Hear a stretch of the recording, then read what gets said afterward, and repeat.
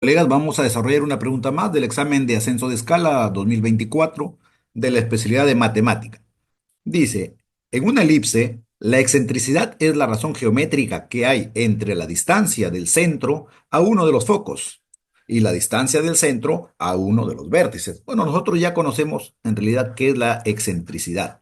Bien, ahora dice, si la excentricidad de una elipse se aproxima a cero, me están diciendo, ¿qué sucede cuando la excentricidad se aproxima a cero?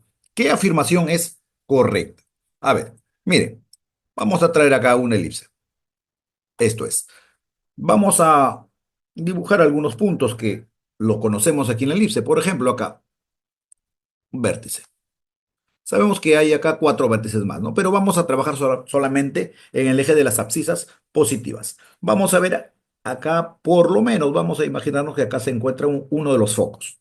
Bien, entonces nos están diciendo que la excentricidad, vamos a colocarlo acá, la excentricidad es el cociente que existe ¿entre quién? Ahí lo he subrayado, entre la distancia que hay entre el origen a uno de los focos.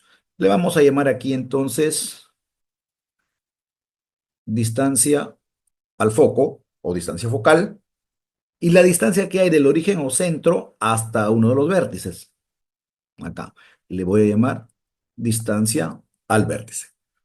Ahora sí, el enunciado nos dice que la excentricidad es el cociente o la razón geométrica que hay entre la distancia del foco y la distancia al vértice. Esto es la excentricidad. Pero ¿qué sucede, dice acá, si la excentricidad de una elipse se aproxima a cero? Para que se aproxime a cero, lo que tiene que suceder aquí es que la distancia focal se reduzca cada vez más y más. Si la distancia focal se reduce o coincide con el origen, esto va a tener forma de una circunferencia o de una forma redondeada. Recuerda que en una circunferencia su centro es igual al foco, ¿sí? Una circunferencia tiene un solo foco, que en realidad es su centro. Pero ¿qué sucede cuando esta excentricidad llega a ser uno? Para que llegue a ser uno, lo que tiene que suceder es que coincida la distancia focal con el vértice. Cuando llega a ser uno, prácticamente desaparece la elipse. Es prácticamente aplanada, casi una línea. Y claro, y de repente pregunte, profe, ¿y si es que la distancia focal supera al vértice? Ah, esto ya se convierte en una hipérbola.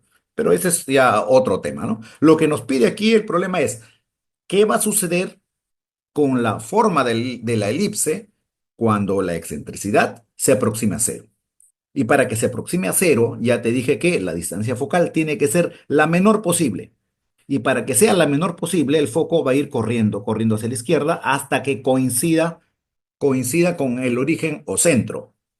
¿Y eso qué va a ocasionar? Que la elipse ya no tenga esa forma, ¿no? Sino que sea prácticamente una circunferencia. Vemos las claves. A ver, dice, la elipse es casi circular, suficiente, lo tenemos, es la respuesta. Ahora dice, la elipse es alargada o aplanada, como un ojito cerrado casi va a ser cuando se aproxime al valor de uno. O sea, ¿qué quiere decir eso? Que el foco corra o se deslice hacia el lado derecho, la distancia focal sea cada vez más grande, ¿no? Pero lo tenemos suficiente. Alternativa A.